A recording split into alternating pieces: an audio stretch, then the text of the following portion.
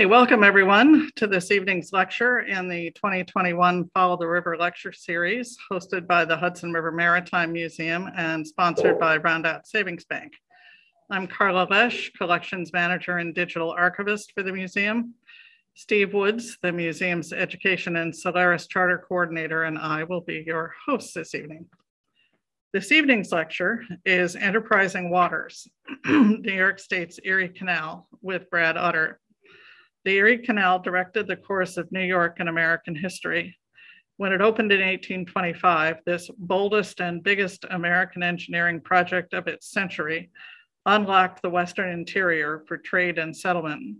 Boomtowns sprang up along the canal's path, and New York City, with its deep harbor connecting to the Hudson River, grew to be the nation's most powerful center of international trade.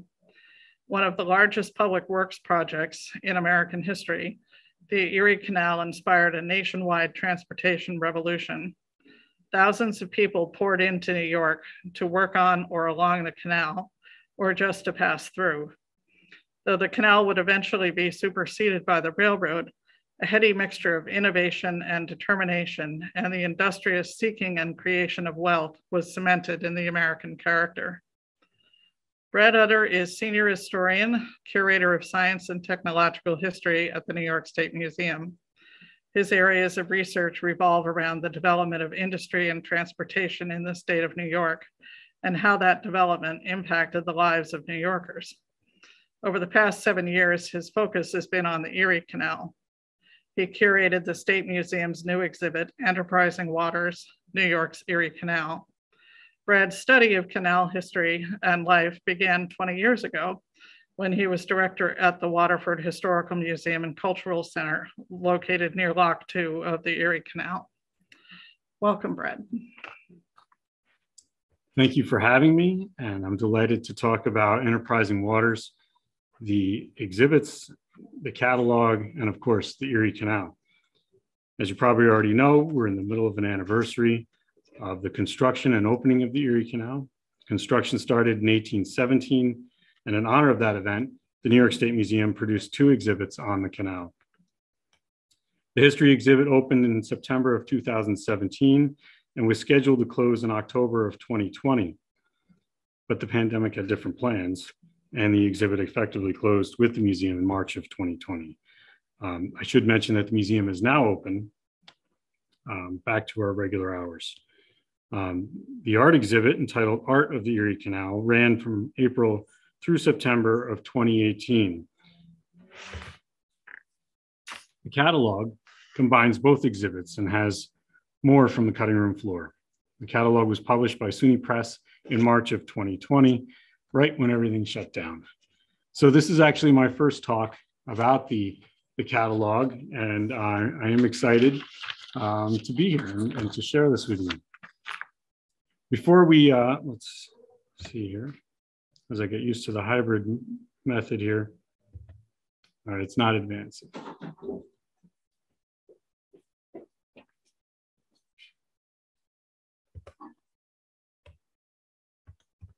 There we go.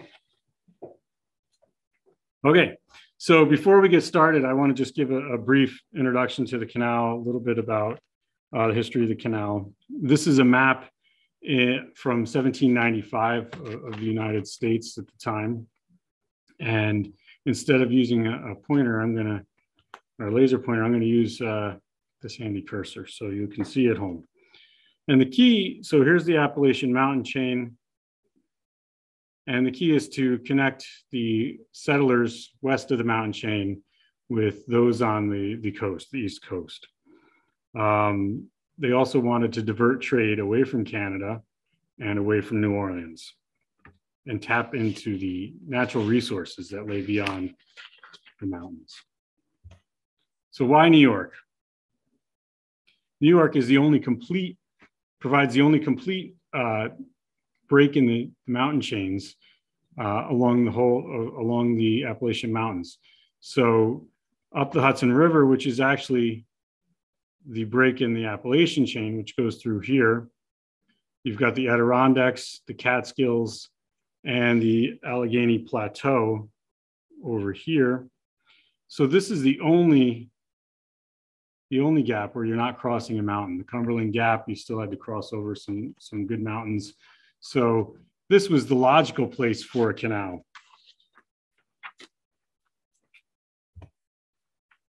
And the Erie Canal and the Champlain canals were constructed between 1817 and 1825, connecting Albany and Buffalo.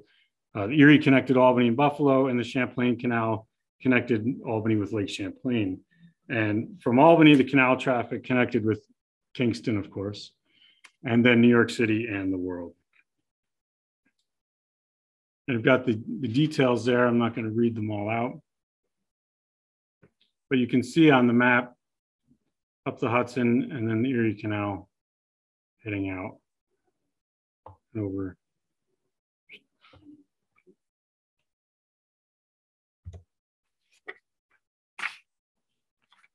The Erie Canal was enlarged 3 times. So you've got the original canal in 1825. It was an immediate success. Afterwards, you've got the first enlargement, which began in 1836 and was declared complete in 1862. And then the final enlargement is the canal we see today, and that's the Barge Canal, which opened in 1918. Here's a diagram of different lock sizes. You can see, obviously, they grew in size. And the different boat sizes. Although this was made while the Barge Canal was being constructed, and they ended up making boats much larger, actually, than 250. So now on to the exhibit. This is the entrance to the exhibit. As I mentioned, the exhibit is no longer up, but I would like to tell you a little bit about it. After I had done some research and started to outline things, we came up with an exhibition goal and outlined how the exhibit would be divided up. The exhibition will inform the public about the Erie Canal and the critical role it played in the development of New York State and the nation. Part of the challenge to telling the story is deciding what to cover. We could never tell it all. There are books complete books about different aspects of the canal. So we couldn't tackle everything. And we had to have artifacts or photographs to go with whatever stories we did tell. So unlike a book where you can discuss it without having an artifact or image, we had to have that for the exhibition. One thing that was important to me is that we tell the story from the beginning to today. A lot of the books that you see only talk about the heyday, exhibits as well talk about the heyday of the canal, disregarding the Barge Canal and disregarding what's going on today. So that was important to me. Also, we had to deal, our target audience was a general audience, families, so we couldn't go into too much detail, again, which led to keeping the exhibit somewhat general. Where the details came in are specific artifacts where you can really dive in, where if someone is really interested, they can learn a little bit more by going to the artifacts. The image or the exhibit was split up into 5 areas: before the canal, Clinton's Ditch, the enlarged canal, the Barge Canal, and today's canal. And the catalog largely follows that pattern, although things moved around a little bit. And what we discovered as I was researching for this are 3 themes really kind of came through at each era of the canal, if you will. These 3 themes really stuck out, and they were politics, engineering, commerce, and industry. So that was our focus for the exhibit, and then also that comes through in the catalog. We also have sub-themes, biographies, and focus events that were used throughout the exhibit and the catalog. Here's our signature graphic on the left. We received a lot of compliments on that. Our graphic design team put that together, but it is based on the image you see in the middle, which came, it's a inset from a $5,000 canal stock certificate for the enlargement of the canal. And you can see by my circle here where it is. I apologize, I keep going to point to the screen. So the 7,000 square foot exhibit was a team effort. We had an exhibit planner, an exhibit designer, graphic designers, collection technicians, the exhibit production crew, and I served as the curator and content specialist. We worked on the exhibit for 3 to 4 years. It opened up in 2 phases. And so as the first one opened, we were still working on the second. This is an outline or a floor plan for the exhibit. And this big space here, we'll get back to that, but that's our feature artifact. And it was important to me. I fought for that to be there because it's different. And you'll see why as we go on. Here's some images of the exhibit space. I won't go into explaining each one, but we'll move through and then get a feel for the exhibit. That's the Windlass, the featured artifact.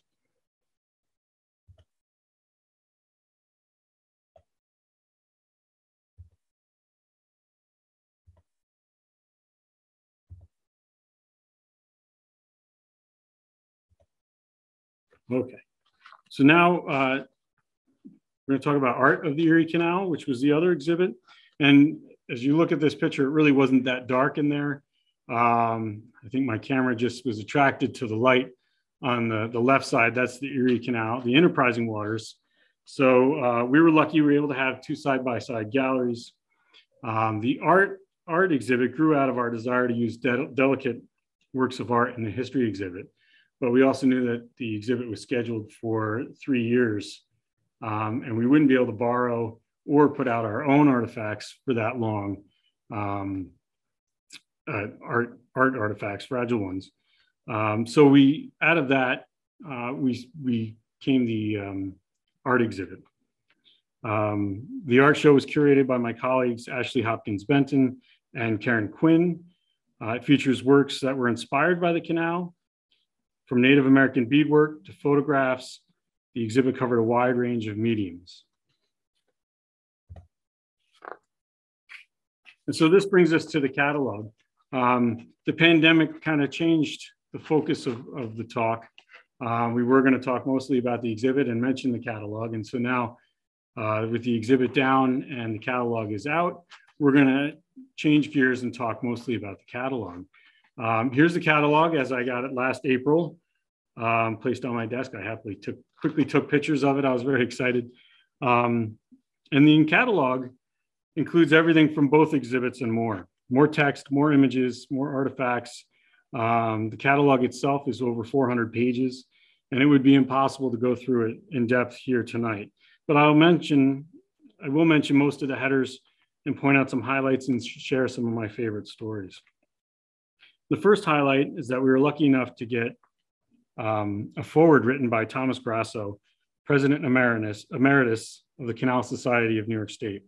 For the foreword, I asked Tom to write a brief history of the canal, and I think he did a great job. It's just an introduction to the history of the canal so that you can skip through the catalog if you'd like, or you can read from the beginning to the end. We have an introduction to the catalog that lays out the format of the book. We also included introduction for each exhibit. And one of the challenges we faced was where were we going to put the art show? Should it be an appendix? Should it be in the back? And what we decided to do is keep the same text, but intersperse it through the history portion of the catalog, where the actual piece of art fits into the story. And the labels for anything that was in the art show is in a different color font, so you can see the difference, and I'll show you examples of that. The catalog also provided an opportunity to include more text, more images, more artifacts, and things that have been cut from the exhibit. And I know I mentioned that, I may mention it again, I'll be guilty. A key goal that SUNY Press and I shared is that this book was more than just a catalog of the exhibit. It's not just a record of the exhibit. And like I said, we added much more. So although the catalog loosely follows the exhibit outline, I did change the order of some of the stories it's really nice not to be limited by the physical space. So the space that the exhibit is in really defined where we could have certain artifacts, such as the windlass had to be in the center. And those are considerations that we didn't have to deal with in the catalog, as well as label sizes. So text for labels have to be much shorter. So the catalog provided an opportunity to put things more in chronological order and then also add to the story. The first change was that the areas, we had area 1, 2, 3, and 4, and 5, have now changed to parts. So in the book, they're parts. They're not really chapters, but we call them parts, and they do follow in the chronological order. So part 1 of the catalog explores the factors that lead up to the calls for the canal and the early promoters of the project.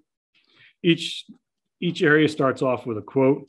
This quote is one of my favorites because it really sets the stage for why the canal was needed for trade on a commercial scale. Quote, "My teams have been out for Albany now 17 days and no tidings of them yet. I'm informed the roads were never known to have been as bad as this autumn and winter. Indeed, some wholly impassable. Some wagons would have 9 horses before them." Samuel Foreman, a merchant from Cazenovia in 1803. So trade was really limited to what roads were available, and anything on a large scale couldn't really take place. So we also talk about the improved waterways. I should mention that each of these lines here, these are headers for sections in the book. So although I may not talk about each one, they do represent something in the book where you'll be able to get more. All the artifacts that appear in the catalog were professionally photographed. For documents, I was able to include a full scan of the actual document in color and large enough for someone to read. I did this in the exhibit. We could only sometimes include little snippets. I did this for teachers, but I also did it for the readers, so you can see the whole letter yourself or document. This letter is from PBV Livingston to Colonel John Bradstreet, dated January 21st, 1756. And it discusses the construction of bateau and whaleboats at Schenectady and Albany to be used between Schenectady and Oswego by the British Army during the French and Indian War. And we've got Native American trade artifacts on the left-hand side. Throughout the catalog, we have expanded biographies of people who played a role in the story of the New York State Canal System.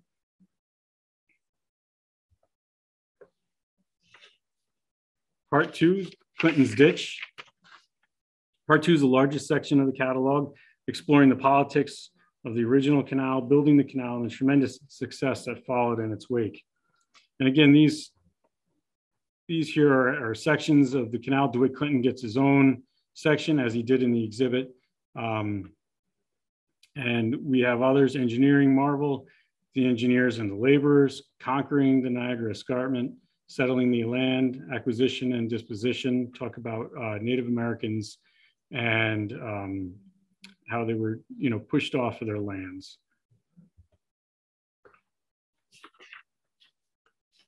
Here's an example of an art label. You can see the font is a different color. I hope you can make it out on your screen, but it looks more maroon, and the other text on the right is blue. So you get a feel for what the art labels are, and then the other side of the history labels. For those of you in the Capital District or who have been in that area, this is the lower aqueduct, which was between Colony and Half Moon. This was one of the highlights here. This is the actual barrel from the Wedding of the Waters, the Wedding of the Water ceremony that DeWitt Clinton poured into Lake Erie. And we were able to borrow that from the New York Historical Society. And the black barrel represents the community of Rome, who did not really welcome the Erie Canal because it moved the business section away from the old canal where they had really developed. And there's more to that story in the catalog. This jaw here is a mammoth jaw, and I really like this story. The story that came down with it is around 1820. A group of laborers found a full jaw and some tusks of a mammoth, and they broke it apart and each took it home.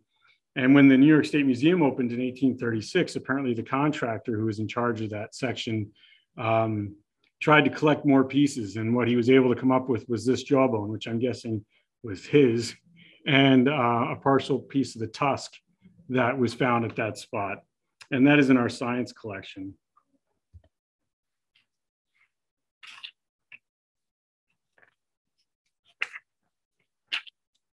This is actually a scan of the first contract that was awarded for the construction of the canal.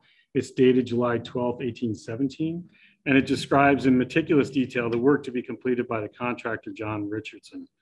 The entire document, it's 4 pages, is included in the catalog, and you can read it.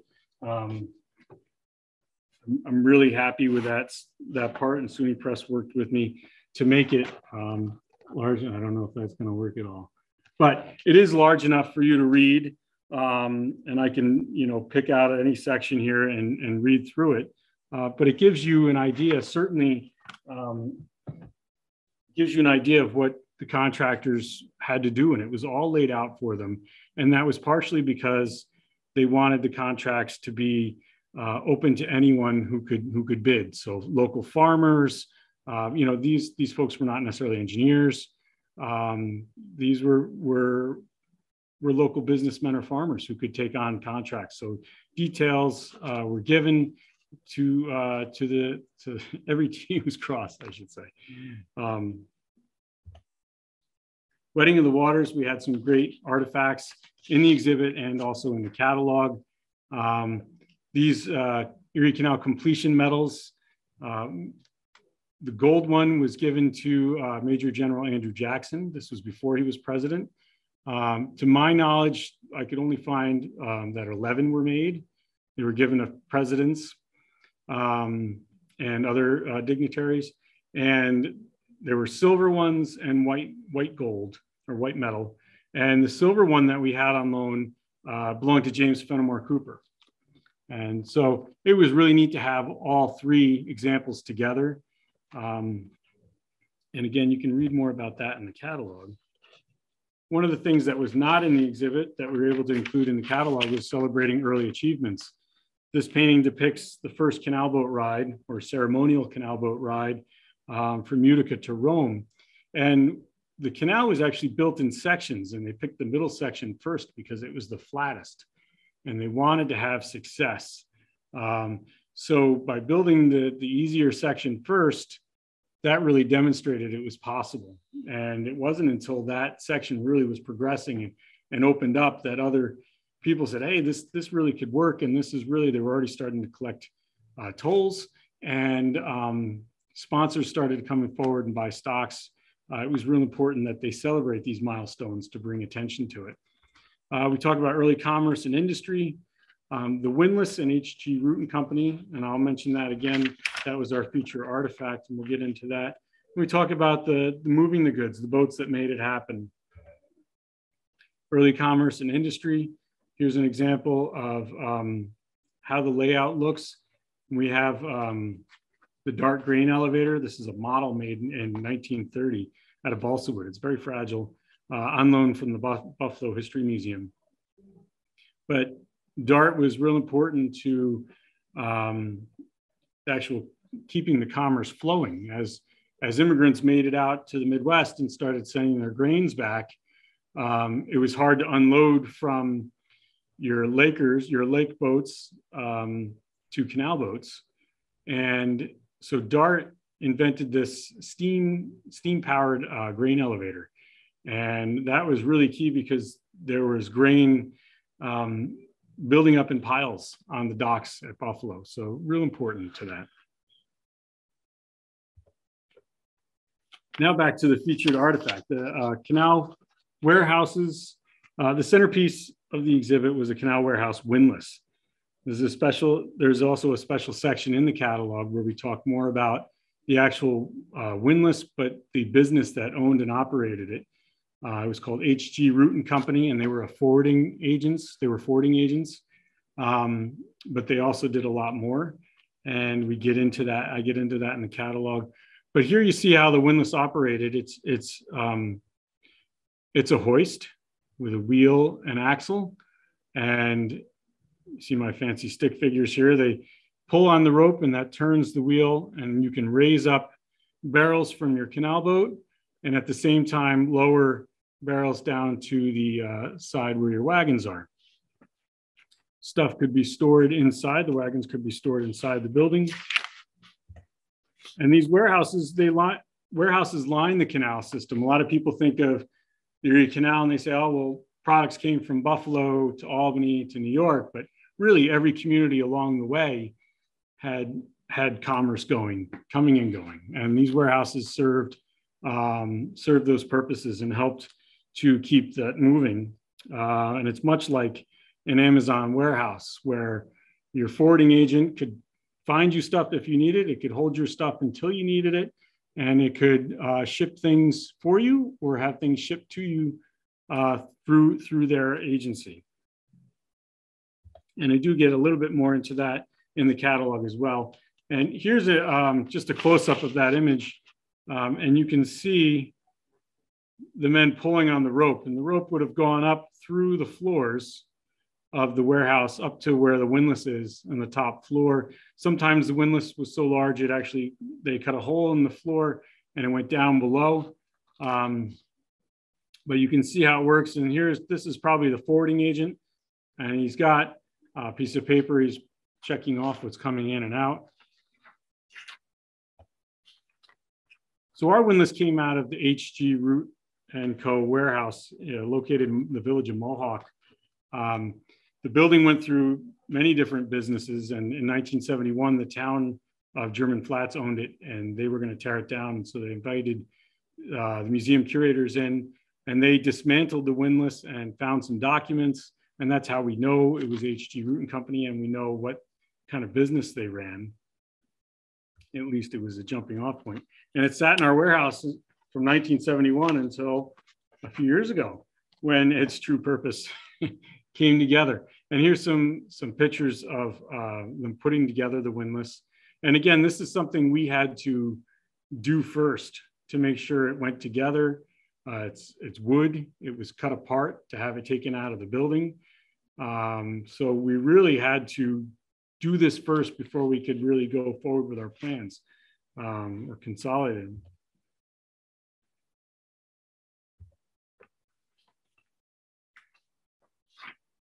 Here's the final results. Artifacts representing the first half of commerce, first half of the 19th century commerce in a warehouse-like setting with the windlass over top. A bunch of the artifacts in this picture actually came out of the warehouse, like this barrel conveyor. This is a push pole that was out of the warehouse, and a few other items that you can't see from here. For the catalog, again, I was able to expand on the history and really explore HG Root and Company. I won't get into too much of it tonight. That's a separate talk. I get a little too excited about it. It's really interesting. Here on the right is a bill of lading. And it shows the flow of the commerce and the type of commerce they were doing. Shipping from the village of Mohawk to Albany, arranging for another forwarding agent to ship it down to New York City or anywhere in between. Sometimes it would bypass Albany and go right to New York City. So it really gives us, the collection of documents really gives us an eye into their business. We also talk about canal stores, the canal and the Hudson and the age of steam, new ports and boomtowns, new luxuries. This is actually Rochester, depicted in 1828. Life of the crew, life on the canal, the boat crew, mule drivers, families on the water, and much more. Here I have some pictures from life on the canal. And on the left, you see a changing of the team. And this is something that isn't well known outside of the Erie Canal buffs, but they actually had a stable on Erie Canal boats. A lot of them had stables on the front of the boat. And when your team got tired, you'd switch them out. And so here you can see them changing out the mules, taking one onto the boat and taking one off. And although these pictures that I did select are not the greatest condition, I wanted to actually show a different set of images than what are out there. If you're in Erie Canal circles, a lot of the pictures, well, when you look for something like this, there's a few pictures that always show up. And so I wanted to show a different image, a different set of images. The painting on the right is from the art exhibit. And in the middle, we have some household goods that were salvaged from a shipwreck on Lake Champlain. And on the right, on the bottom right, if you look right here, you learn a little bit about family life. So they have a child, but you don't want the child to go overboard. So what do? You anchor your child with a rope. You tie your rope around your child so they don't go off the boat. And I couldn't be here and not talk a little bit about the Hudson River. And this is a self-portrait of Robert Fulton. And we know about his accolades with the steamboat. And on the right, a story you may not know in regards to steamboats. This is the Portrait of America, circa 1868 by Len Tantillo. This is the flagship of the Schuyler Line. The America was capable of towing up to 70 fully loaded barges on the Hudson River.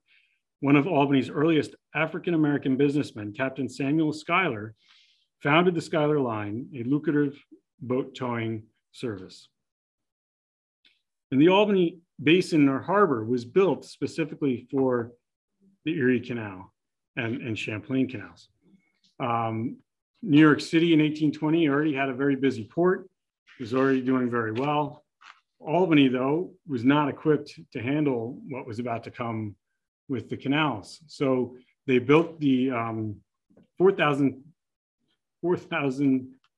foot long basin. And as you can see in the image here, these wharves are large enough for buildings and streets. And at first, the canal boats would come in and load and unload right there, turn around and go back in the Erie Canal. And then later, as the steam tows got stronger and the boats got a little bigger, you'd have some boats doing that, but other boats going onto a tow and coming down the Hudson. In early tourist guidebooks, they point out the Albany Basin as a must-see. You don't have much of a choice if you're taking the canal, but it really was something quite marvelous. In other cities, you might see something like that develop over a long period of time, but this was really built for the canal. Travel and adventure, winter on the canal. I really like this. This is, you can't really make it out here, but this is a Harley Davidson suited out to go on the canal during the winter time. Winter on the canal was another section that we couldn't put in the exhibit due to space issues. We did have a couple small things, but really we dive a little more into it in the catalog. Immigration corridor on the bottom left. This is a map out of an 1832 Western guidebook for immigrants. So not only did immigrants help populate Western New York, but a lot of them kept going. And so these were guidebooks that were sold in New York for immigrants to learn about where to go, how to get there, all sorts of guides and instructions in there. On the right, I talk about canal fever and the lateral canals. The Champlain isn't a true lateral canal, in my opinion, because it was built the same time as the Erie. But I wanted to use this picture because a lot of these boats are filled with coal. From where? From right here. That came through the D&H Canal. And the D&H Canal. Here, as depicted by American artist Edward E.L. Henry. He drew a canal. We have in our collection, we have a large E.L. Henry collection in the State Museum. And he had quite a few sketches. We have a sketchbook on the D&H Canal, and this is a lock on the D&H Canal. And down on the left, You see a section in Rosendale. It was the only canal that was privately built and run, the only successful privately built and run canal in New York State. Part 3, we talk about the enlarged canal, politics of the enlargement, construction and the engineering of the enlargement, commerce and industry, industrialization and agriculture. We also look at growing populations, social movements, the battle between the railroad and the canals, and the decline of the 19th century canal. This is a wonderful painting, and I didn't want to share the slide with anything else. This was the inspiration or part of the signature graphic for the art exhibit, which was based on this painting.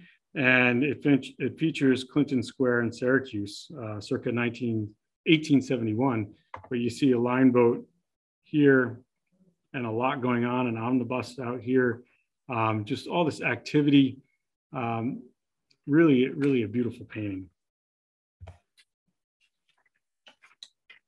We talk about Mother of Cities, the age of social reforms, the rise of the railroads. In regards to Mother of Cities, I found this quote that I really like. And it was from then New York State Governor Roswell P. Flower, speaking to a group at the 1893 Chicago's World Fair. Quote, "This marvelous Western metropolis, which most of you have made your adopted home, is New York's grandchild. New York made possible Chicago's great growth when she opened through her territory the Erie Canal." I don't know if he got any groans, but there's a lot of legitimacy to what he said.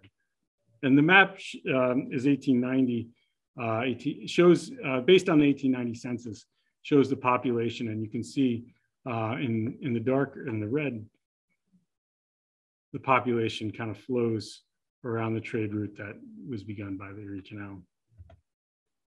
We cover the decline of the canal and the 9 Million Act, which was a last-ditch effort to enlarge it. Going faster, this was really what the state had tried to do. They're competing with railroads.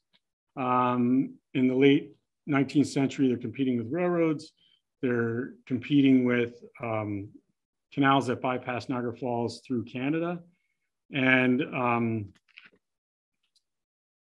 they want to make things go faster. And so that's the key. They know they don't have enough money to rebuild the whole canal. So they're trying to figure out ways to go faster. And one of the things that they did first was in 1884. Well, first, with the first enlargement, they made double locks. So they had locks side by side on the Erie, one for going west and one going east. So that helped alleviate some of the lines. But in the 1880s, they're still running through problems, and they take away the tolls, but they also try a double lock, a double length lock. So you have here this wonderful model that belongs to the Canal Society of New York State, a double lock. And this enabled a boat that was towed in tandem. So two boats could go into the lock without untying. So the canal was large enough where you could have 3 or 4 mules pulling two boats at the same time. But when you came to a regular single lock, you had to unlatch the boats. So this saved time by enabling you to put two boats in at once. Another effort, so they had a contest to see who could come up with a steam option, a steamboat option, and a company won, and they had the Baxter line, and they had Baxter tugboats, but really the benefit for the tugboat did not outweigh using mules as far as the mule drive or the canal boat owners were concerned. Here's another venture here. This is the Belgian system, they called it, and a Belgian system of cable towing. And this appeared in Scientific America. And you can see there's a cable laid at the bottom of the canal, and the steamboat here would have these wheels and run. Basically, it's pulling itself along by the wheels turning there, and then it's pulling all those boats. Again, you would still have to unhook all those boats when you came to a lock. So, let me get back. And on the bottom, you have the electric mule. And this was right on the eve of the vote, the referendum to approve the barge canal. Right on the eve of it, they tested this out in Schenectady. And essentially they have what it amounts to a small little locomotive here that used trolley line technology, and it would use electricity to pull the boat along the rails. So he would run along the rails pulling the boats. That did not change the vote for the barge canal. And the barge canal is what we have today. This was voted for and approved in 1903, and construction started in 1905. And we talk about this final enlargement. We talk about building it, the politics of the canal. Believe it or not, the politics to get this built was almost as intense as the original canal. And it was heavily supported in Buffalo and New York City, and not as much everywhere else. This is, large scale commerce, larger boats, and they're not stopping at all the communities. They're going right by. So at least that's how it was envisioned. We talk about who built the barge canal. It's largely built on the back of Italian immigrant laborers. This is a great sign that in Italian, they had a padrone system where a contractor or a padrone who would reach out to Italian laborers and match them up with contractors. So this padrone, his labor supply company, was looking for people, and he would set them up with this state road work and the barge canal. They went into the communities, and many stayed and added to the fabric of the communities, found work on the railroad, found work at the different industries. On the left here, you see an example from Waterford. One of the local generals, what we call a general store, run by George Michon. He actually purchased postcards that had Italian on them, Italian themes, so that the Italian laborers could buy stuff from him and send them home, or just have a feel for home. On the right, you see laborers actually, this is in Seneca Falls, and they're taking out buildings. The barge canal actually went right through part of the village, or where a lot of the industry was built up. We talk about barge canalers, boats of the barge canal, and more. Commerce and industry on the canal in the 20th century, and federal control of the barge canal. Again, it was important to me to tell the story up to today and tell the barge canal story. So it is covered. And then in part 5, we talk about today's Erie Canal, the canal's legacy, art and advertising, and community pride. This dress here is called the Yorker print, and it has different scenes on it from New York State history. It was worn by Grace Hudowalski, who was in charge of the Tourism Bureau, or she worked for the Tourism Bureau. And she wore this dress at the New York State Fair. It was made by a New York State company. And again, we get into more of that in the catalog. And you can see everyone's favorite song, but then you can also see the art down on the bottom. It talks about, it's kind of the aging canal town.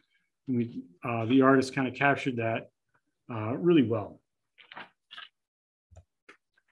Today, communities are turning their backs toward the canal, or they're turning back toward the canal, I should say. Whereas in the 60s, 70s, they started to turn their backs on the canal. Now they're turning back toward the canal and really investing in heritage tourism and quality of life for the residents. And it is thanks to the Erie Canalway National Heritage Corridor. It is now on the National Historic Landmark. It is now a National Historic Landmark, and that's the Barge Canal. That's an incredibly great status, if you will. Not easy to get to that status. And I love this picture because it really shows the canal is alive and active and doing things. And you can relate to that here, the Kingston waterfront, where all the festivities and festivals and programs and things taking place. You're seeing that all along the canal with different events. And you're also, today, they benefit from irrigation, water control, water power. The canal really adds a lot. And we talk about that more in the catalog. And in the conclusion, I tackle this quote from William Weston, an English engineer, who wrote upon reviewing the plans for the Erie Canal in around 1817. He wrote this: "Should your noble but stupendous plan of uniting Lake Erie with the Hudson be carried into effect, you have to fear no rivalry. The commerce of the immense extent of country bordering the upper lakes is yours forever, and to such an incalculable amount as would baffle all conjecture to conceive. Its execution would confer immortal honor on the projectors and supporters, and would in its eventual consequences render New York the greatest commercial emporium in and I apologize, in the world." Missed that. So was he off on his predictions? Was he right on? And you'll have to get the book to find out what I think. Thank you very much. You can get the book on Amazon or through SUNY Press or at your local bookstore. I appreciate you guys coming out and everyone here online. Thank you.